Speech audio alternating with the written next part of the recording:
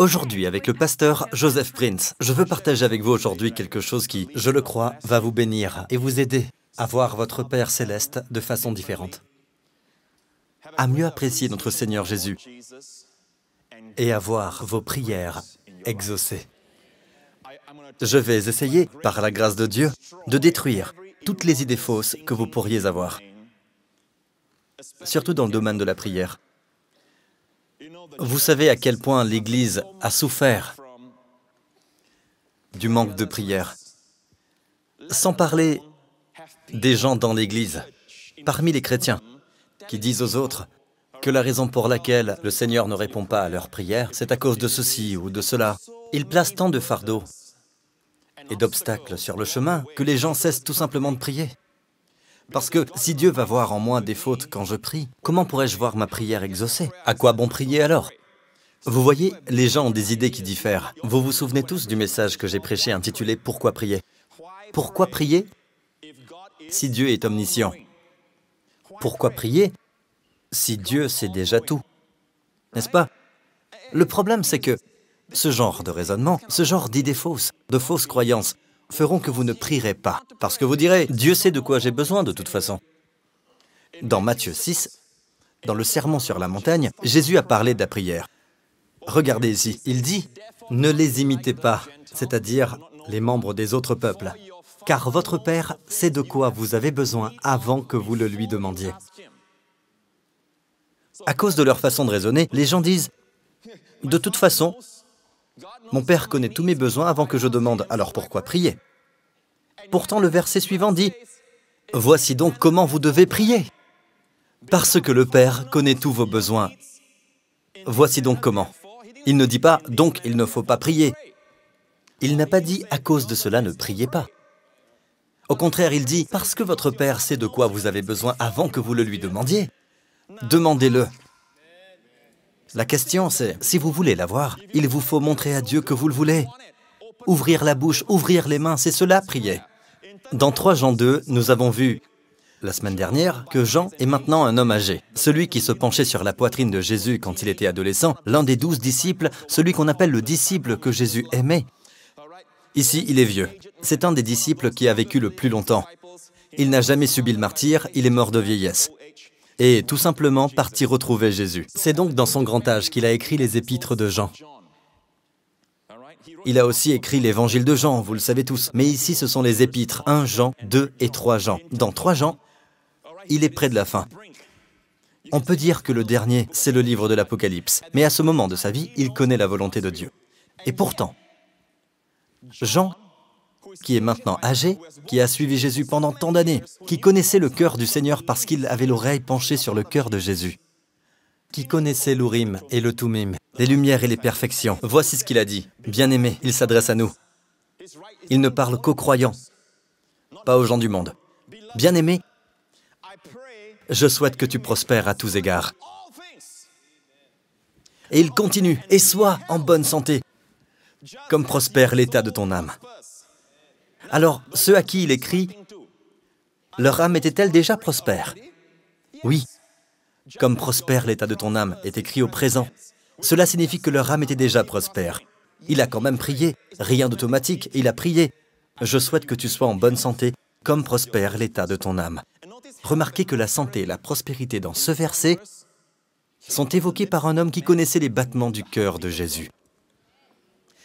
Voici donc le principe. La première des fausses idées que je veux sortir de vos pensées est celle-ci. Si Dieu sait déjà tout, pourquoi prier? Et si mon âme est déjà prospère, que je vais à l'église tous les dimanches, que j'écoute les sermons du pasteur Prince, que je lis ses livres, etc. Mon âme est prospère. Oui, mais quelquefois, il y a un blocage, d'où qu'il vienne, que ce soit un blocage d'origine satanique ou autre. Priez, priez. Père, grâce à Jésus, mon âme est prospère. Merci pour cela. Maintenant, fais que ma santé prospère. Que je prospère dans toutes les sphères de ma vie, Seigneur. Et je prie pour mes enfants, Seigneur. Fais qu'ils prospèrent, Seigneur, au nom de Jésus. Dans leurs affaires ou leurs études, dans tous les autres domaines de leur vie, Seigneur. Fais qu'ils prospèrent. Accorde-leur la sagesse, Seigneur. Combien de fois dois-je prier comme cela, pasteur? Prier et continuer de prier ainsi. La Bible utilise l'expression « continuer de demander ». Jésus, dans le Sermon sur la montagne, dit « continuer de demander ». L'original grec signifie « continuez à demander et vous recevrez ». « Continuez à chercher et vous trouverez ». « Continuez à frapper et l'on vous ouvrira ». C'est l'année où la porte s'ouvre.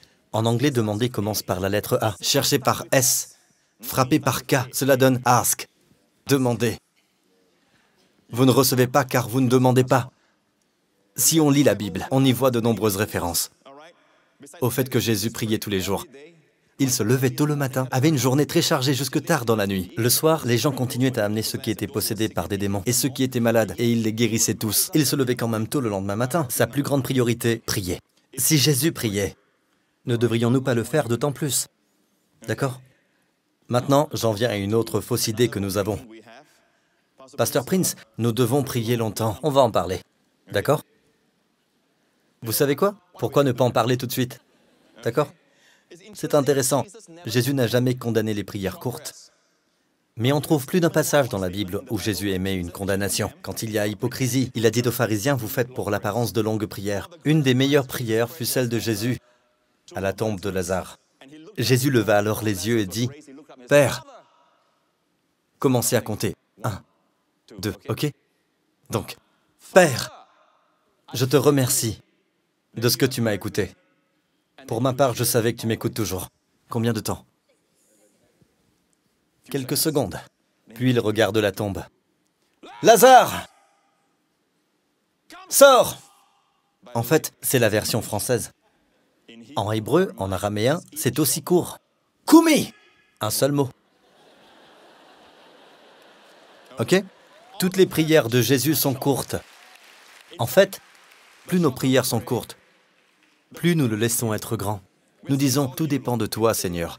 Les gens disent, vu ta situation, oh là là, il va falloir prier fort. Tu dois prier fort, je suis désolé, mon vieux. Oh là là, cette fois, t'as intérêt à prier fort. Laissez-moi vous dire, priez fort ou non, cela ne dépend pas de vous. D'accord? Cela dépend de celui que vous priez. Amen. Donc la Bible dit, Jésus dit en Matthieu 6, ne les imitez pas, on vient de le voir, regardez le contexte. Les versets qui précèdent, lorsque tu pries, ne sois pas comme les hypocrites. Ils aiment prier debout dans les synagogues et au coin des rues pour être vus des hommes. Jésus dit, je vous le dis en vérité, ils ont leur récompense. Mais toi, quand tu pries, entre dans ta chambre, ferme ta porte et prie ton Père qui est là dans le lieu secret. Et ton Père qui voit dans le secret te le rendra. Il vous le rendra comment?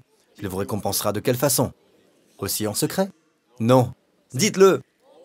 Criez-le. Ouvertement. Ouvertement. En priant, regardez bien, en priant, ne multipliez pas de vaines paroles comme les membres des autres peuples. Ne multipliez pas de vaines paroles comme les païens. Ils s'imaginent en effet qu'à force de paroles, ils seront exaucés. Vous savez, les gens s'imaginent qu'à force de paroles, ils vont obliger Dieu à agir. Non, laissez-moi vous dire, Dieu s'est senti poussé à nous donner le plus grand des cadeaux, bien avant que quiconque lui demande d'envoyer son Fils. D'accord? C'était le plus grand des cadeaux. Le plus grand cadeau, la plus grande bénédiction. Vous me suivez? D'accord? Maintenant, il est dit ici, en priant, ne multipliez pas de vaines paroles, comme les païens, qui s'imaginent qu'à force de paroles, ils seront exaucés. Au verset suivant, ne leur ressemblez pas, car votre Père sait. Faites donc des prières simples. Si les réponses ne viennent pas rapidement, persévérez dans la prière. Continuez à demander à Dieu, mais pas d'une manière désespérée, comme si Dieu avait besoin d'être amadoué. Sachez que tout obstacle, toute absence de réponse correspond à un combat spirituel. Continuez à demander, parce que vous le connaissez. Puis-je entendre votre Amen? Vous souvenez-vous de l'histoire des enfants d'Israël? À l'époque de l'arrivée du roi Nebuchadnezzar. Depuis de nombreuses années, que se passait-il? Le roi de Juda s'était mis à adorer des idoles. Et Dieu l'avait averti très tôt. Dieu lui avait envoyé prophète après prophète. Et Dieu envoya le prophète Jérémie au roi de Juda. Et l'avertit des dangers où l'entraînait la dureté de son cœur et son adoration des idoles et tout ce qu'il faisait. Pour finir, Dieu dit, « C'en est assez !» Et il envoya le roi de Babylone, qui est Nebuchadnezzar. Il envahit le pays d'Israël et emmena en captivité tout le peuple de Juda, ainsi que le roi. Et Jérémie prophétisa en ce temps-là. Au fait, Jérémie est un jeune prophète, probablement un adolescent. Un jour, Dieu lui dit, « Ne dis pas, je suis un enfant. Je mets mes paroles dans ta bouche pour que tu arraches et que tu abattes, que tu ruines et que tu détruises. Ce sont mes paroles dans ta bouche, pas les tiennes. Que tu sois vieux ou jeune ne compte pas. Donc voilà le prophète Jérémie. Jérémie prophétisa qu'Israël, que Juda serait en captivité pendant 70 ans. Eh bien, un de ceux emmenés en captivité, un jeune garçon à cette époque, un jeune homme du nom de Daniel. Daniel vécut en captivité sous le règne de nombreux rois. Jusqu'à la 70e année, Daniel, lisons Daniel 9, la première année de son règne, celui de Darius. Moi, Daniel, je me suis aperçu dans les livres. Dieu ne lui a pas parlé, il était en train d'étudier sa Bible. Qui sait que l'un des meilleurs moyens que Dieu emploie pour vous parler est sa parole? C'est la principale façon, d'accord? Bien, revenons à Daniel. Lui aussi était prophète.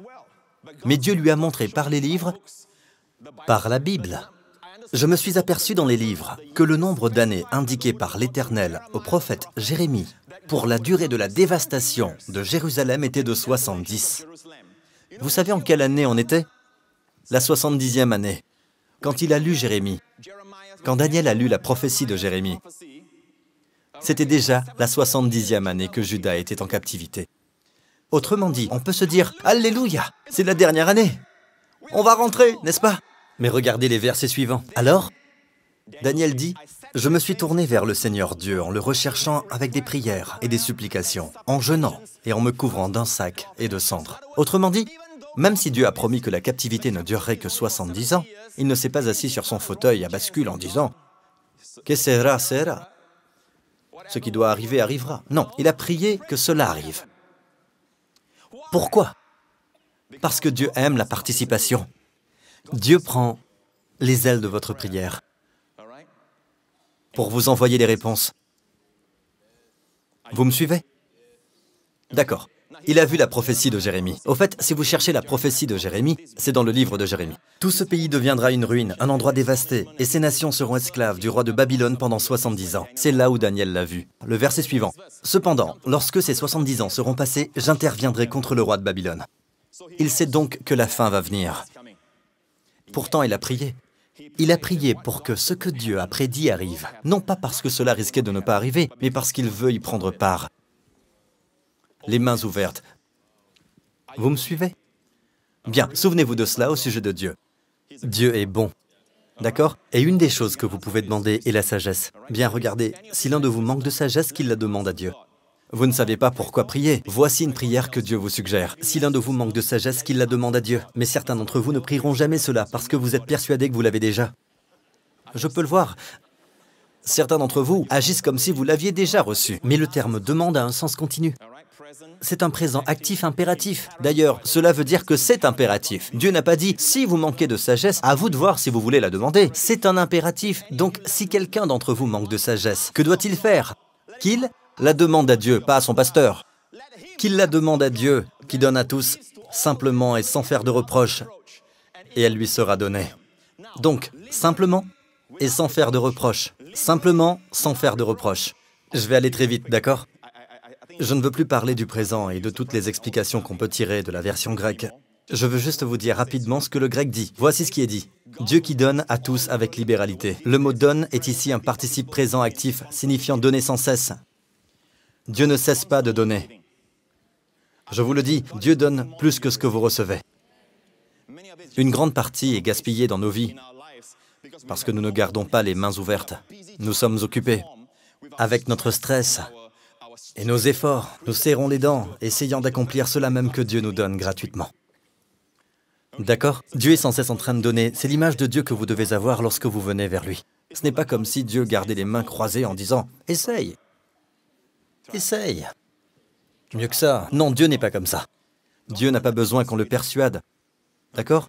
Il donne sans cesse, à tous. Comment donne-t-il? Avec libéralité. C'est un Dieu de libéralité. Je vous le dis, c'est un Dieu de libéralité. Vous le saviez, ça? Savez-vous que Dieu a créé un soleil pour faire briller ses rayons et sa lumière et nous donner bien-être et chaleur sur la planète Terre? Mais les savants nous disent qu'une grande partie de la chaleur, de l'énergie, une grande partie des rayons est gaspillée.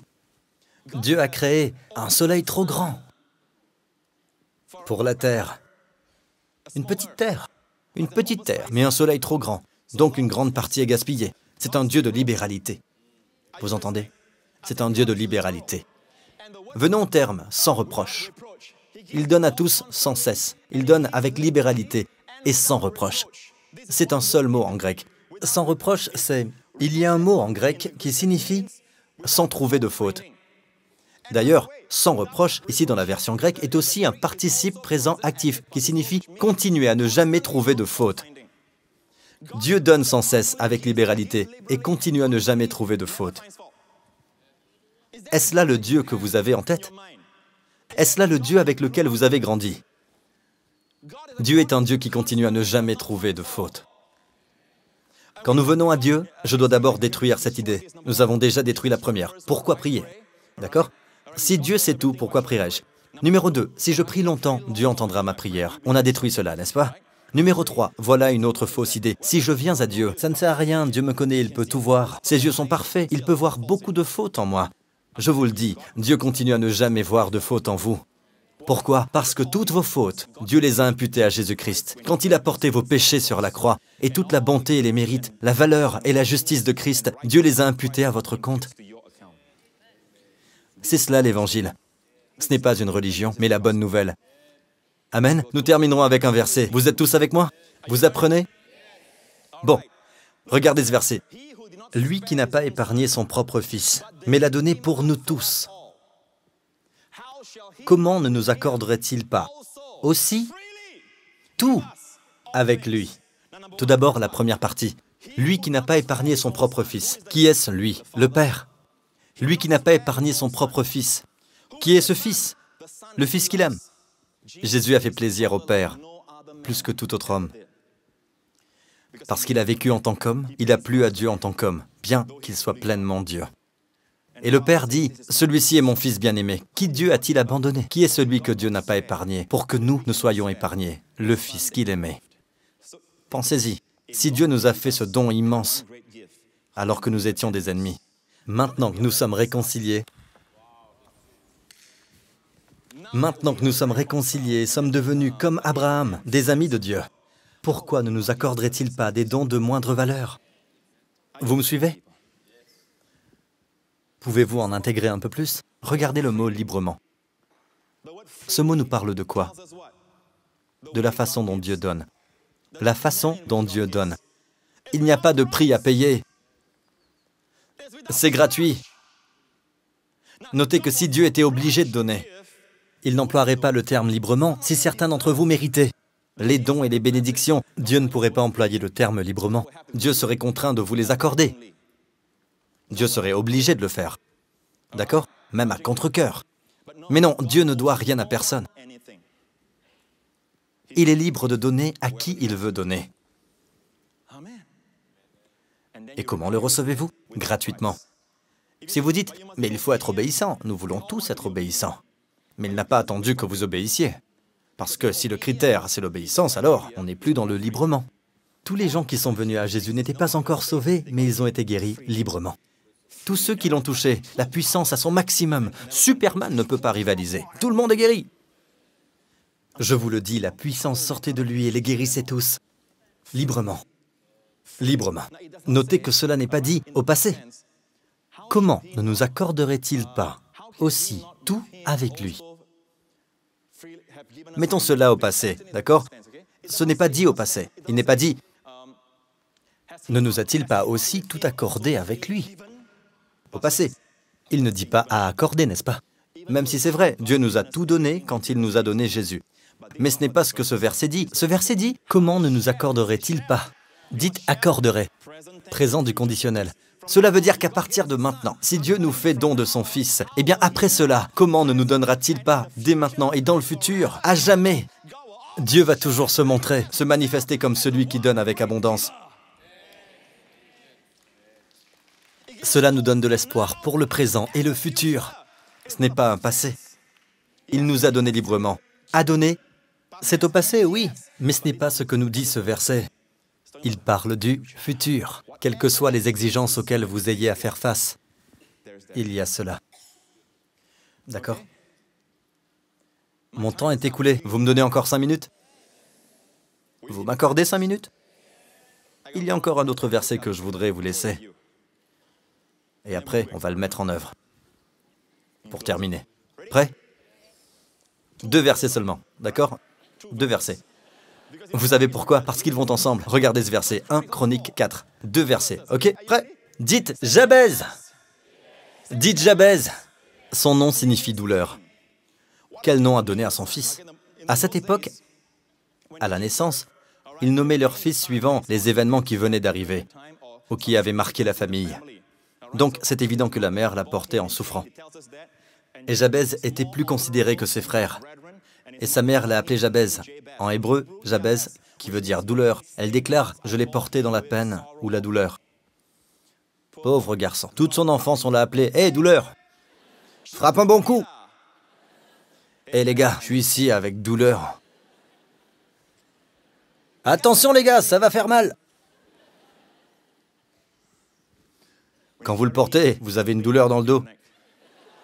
Pauvre gars. J'ai toutes ces idées qui me viennent. Passons. Vous me faites perdre mon temps, Pasteur Prince. D'accord. Regardez. Il était plus considéré que ses frères.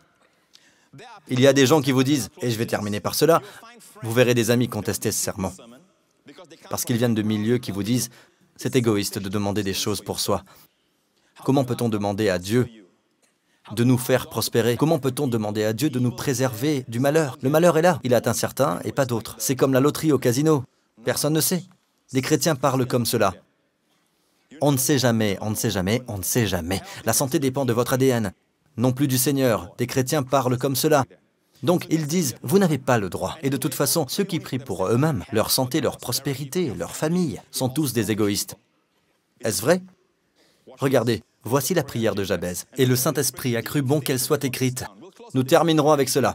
Jabez fit appel au Dieu d'Israël en disant, « Veuille me bénir !»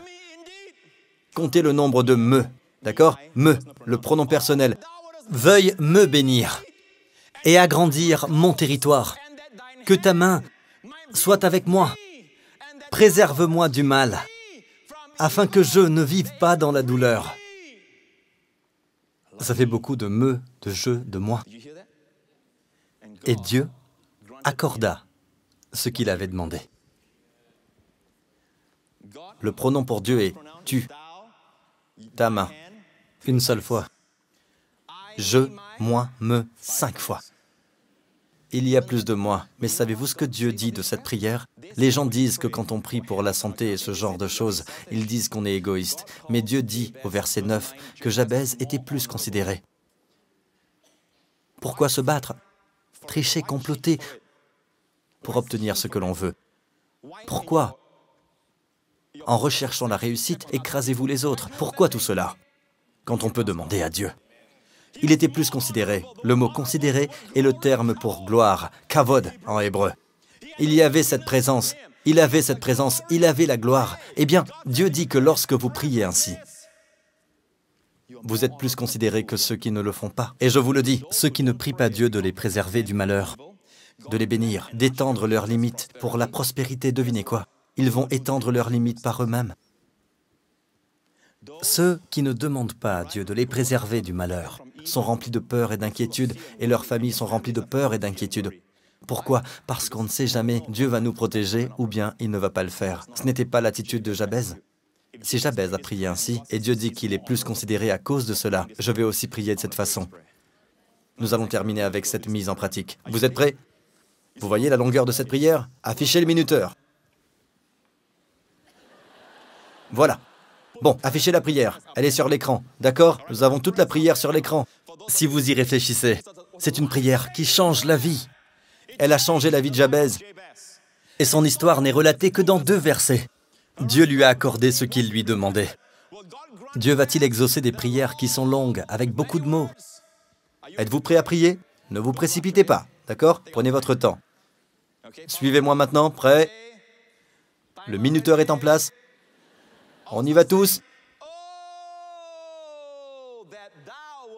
Veuille me bénir et agrandir mon territoire. Que ta main soit avec moi. Préserve-moi du mal, afin que je ne vive pas dans la douleur. Waouh! Je n'avais pas prévu cela. Je ne savais pas que ce serait si long. Mais 15 est un bon nombre. 15 est le nombre du repos. Un bon nombre. Si vous priez de cette façon, vous le découvrirez. Ce nombre est juste un rappel. Certaines des prières les plus puissantes, celles qui changent la vie, qui changent le destin, sont des prières simples. Priez sincèrement, avec foi. Celui qui ne cesse de donner, qui est probablement heureux qu'on lui adresse une demande. Sur Terre, tous sont tellement occupés à travailler pour eux-mêmes, à produire pour eux-mêmes. Dieu a trouvé un Joseph Prince. Dieu vous a trouvé, vous. Mettez votre nom là, vous qui demandez à Dieu. Amen. Et ne permettez pas aux pensées de la chair ou au diable de dire « Allez, serre-toi de ta tête. C'est trop tard. Allez, serre-toi de ta tête. Comment Dieu guérirait-il le cancer? Allez, serre-toi de ta tête. » Le problème, c'est que vous utilisez votre tête. D'accord? Et c'est pourquoi David a coupé la tête de Goliath. Beaucoup d'ennemis d'Israël ont été frappés à la tête, le saviez-vous? Une femme a pris un pieu et un marteau et a fracassé la tête du général, qui était en fait l'ennemi d'Israël. Il s'était endormi dans sa tente, il était très fatigué. Elle l'a endormi avec du lait. Pendant qu'il dormait, elle lui a fracassé la tête. La victoire est revenue entièrement à une femme. Je vous le dis, peuple de Dieu, c'est votre plus grand problème. Dites à votre voisin, tu as un grand problème, hein? Allez, peuple de Dieu, Dieu vous donne librement, Dieu donne sans cesse, et il continue à ne jamais trouver de faute. Louez-le, rendez-lui gloire, Dieu est bon. Lui qui n'a pas épargné son propre fils, mais qui l'a livré pour nous tous. Comment ne nous accorderait-il pas? Comment ne nous accorderait-il pas? Comment ne nous accorderait-il pas aussi? Quoi donc? Tout avec lui.